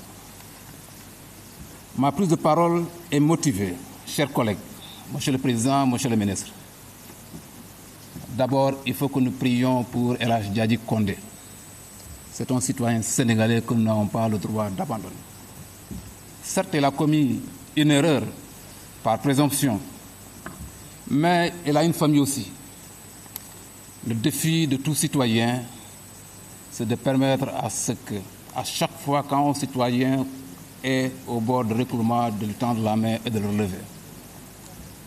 Priez pour El Hadji Diadji Condé, pour que Dieu soit avec lui là où il est, pour que Dieu lui accorde la lucidité de supporter les fardeaux qu'il considérait être posés sur lui. Chers collègues, priez pour Diadji Condé puisque la volonté du peuple, c'est que nos pensées soient pour nous citoyens des pensées accomplies, que nous soyons des citoyens accomplis et responsables. Donc, Diadji a besoin aujourd'hui qu'il soit un homme responsable, même s'il est dans des difficultés. La nécessité pour lui est qu'il assume ses responsabilités et les conséquences de ses actes. C'est ça l'être humain. La prière est capable de tout. Quand on se dirige vers l'obscurité, de vous ramener de l'obscurité vers la clarté. Parce que le peuple en a besoin, puisque la question de passeport diplomatique aujourd'hui est une question très importante, qui permettrait à ce que, quand elle sera réglée, que le pays retrouve la sérénité. C'est pourquoi en cela, il faut qu'on prie pour lui. Car cette responsabilité qui permettra à ce que la vérité jaillisse, et elle doit jaillir. Puisque en réalité, s'il fut sa responsabilité, c'est que la vérité ne jaillira pas. C'est pourquoi Job, dans la Bible, disait au chapitre 19, verset 4, « Si réellement j'ai péché, seul j'en suis responsable. »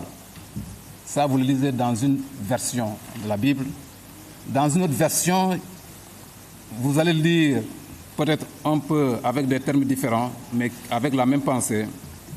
en disant, en admettant que j'ai commis une erreur, c'est avec moi que logera cette erreur. Seule la prière permet en tout cas de ramener un individu qui tend à fuir sa responsabilité, de ramener vers la vérité. Chers collègues, c'est l'objet de ma parole, de ma parole. Chers collègues, l'objet de ma prise de parole est de renouveler ma loyauté en la République, enfant de la République que je suis. Lorsque je suis né, la République m'a accompagné, a fait l'enseigne que je sois en vie. La République m'a inscrit à l'école, a assuré mon éducation. La République m'a recruté en tant que fonctionnaire de l'État. Cette République n'a pas le droit aujourd'hui de témoigner, en tout cas, ma trahison. Je voudrais vous le dire avec sincérité, que lorsque l'information est sortie, alors que j'étais informé par un de nos collègues, j'ai pris la responsabilité moi-même d'appeler l'Assemblée pour le dire ce que je connais de cette information. Le président de l'Assemblée qui est derrière, j'ai eu à parler avec lui en compagnie du président du groupe parlementaire. Voilà ce que je connais du sujet. Donc, vous constatez ici que cette loyauté que je dévoue à la République, c'est ça que j'ai voulu matérialiser. Et dès les premières secondes, j'ai dit au président de l'Assemblée, nul besoin pour moi de lever l'immunité parlementaire puisque ça va accuser un retard alors que la justice doit aller vite dans ce dossier. Je suis disposé à répondre aux policiers ou au juge qui aura en charge ce dossier. Mais comme la procédure demande à ce que nous sommes en train de faire soit fait, je me soumets à la République. Raison pour laquelle, honorable, vous me voyez ici. Depuis le début de la procédure, j'ai pris la ferme, en tout cas volonté, d'être présent à toutes les étapes pour montrer que la République doit être élevée au niveau dont elle mérite. Chers collègues, c'est l'objet de ma prise de parole. Je dois être loyal envers celui qui m'a formé,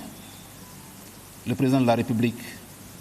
Je n'ai jamais eu de discussion qui m'aurait conseillé d'être un mauvais militant. Il m'a conseillé que nous puissions honorer la République. Chers collègues, c'est la raison pour laquelle je suis ici. C'est pourquoi j'ai adhéré avec lui pour que nous puissions ensemble former une alliance pour la République, une alliance forte, sincère et durable, pour que partout où nous pouvons mener ensemble nos efforts pour relever et permettre à ce que notre République soit debout, que cela se fasse à tout lieu, à tout moment et à tout instant. Voilà un des instants qui est arrivé. Chers collègues, ma prise de parole, c'est pour vous remercier. Remercier chacun de vous, parce que j'ai vu en vous le soutien. Beaucoup m'ont envoyé des messages, beaucoup m'ont parlé frontalement, beaucoup quand même m'ont écrit sous une autre forme. Je ne pourrais pas ne pas aussi prendre la parole pour vous en témoigner. Témoigner ma famille politique. Ma famille politique aussi m'a soutenu. Remercier en tout cas les Sénégalais de manière générale qui m'ont traité avec les honneurs qui m'ont été accordés depuis 2012. Mais ma région d'origine, la région qui m'a porté et m'a confié leur voix pour que je puisse défendre leurs intérêts ici, ne m'a pas lâché. Et à tous les instants, m'ont montré en tout cas le soutien fervent, ardent. Et tout à l'heure, je parlais avec beaucoup d'entre eux. Si vous avez constaté le téléphone que j'avais, c'est le même témoignage, même encouragement qui m'est toujours adressé. Remercier ma famille biologique. Demandez à chacun de vous de ne pas vous inquiéter. Il s'agit ici d'une procédure qui permet à notre institution, l'une des institutions, l'un des piliers de notre état de droit, de permettre à ce pilier de faire son travail de la manière la plus sereine possible. Si je suis coupable, j'aurai la responsabilité de porter la coupe, comme Jésus-Christ a porté la coupe devant la croix. Chers collègues, c'est ça la responsabilité. C'est pourquoi je vous dis d'être serein, d'être calme. Si le droit est dit, en tout cas, c'est ça qui est bien pour tout le monde. Monsieur le Président, je termine par ici. Pour vous dire mes activités quotidiennes, c'est ces activités qu'on m'a confiées le peuple, de manière quotidienne. Il s'agit des travaux ici à l'Assemblée. Il s'agit de ma responsabilité d'élu local, puisque je suis en même temps président du conseil départemental. Il s'agit de mes activités politiques, parce que je suis engagé en politique dans un grand parti. Mais mes activités qui consistent à faire des recherches et le soir à aller faire le sport. Voilà mes activités de manière quotidienne. Nulle autre activité, je ne l'ai fait. Monsieur le Président, c'est pourquoi je vous remercie, en tout cas, de m'avoir donné la parole. Je vous remercie, chers collègues. La parole est maintenant à notre collègue El Hadj Mamadou Sall. Il n'est pas là. On constate qu'il n'est pas là. La procédure prévoit, après l'intervention donc qui devait avoir lieu par la bouche de notre collègue Amadou Sall, comme il n'est pas là, la procédure prévoit que la parole soit donnée à un député qu'on appelle défenseur de nos collègues, Biaye et Mamadou Sall. Y a-t-il un défenseur de nos collègues parmi les députés? J'applique la procédure. Il n'y en a pas. Alors la parole prévoit, comme dernière intervention, s'il y a un orateur contre, qu'on lui donne la parole. Est-ce qu'il y a un orateur contre?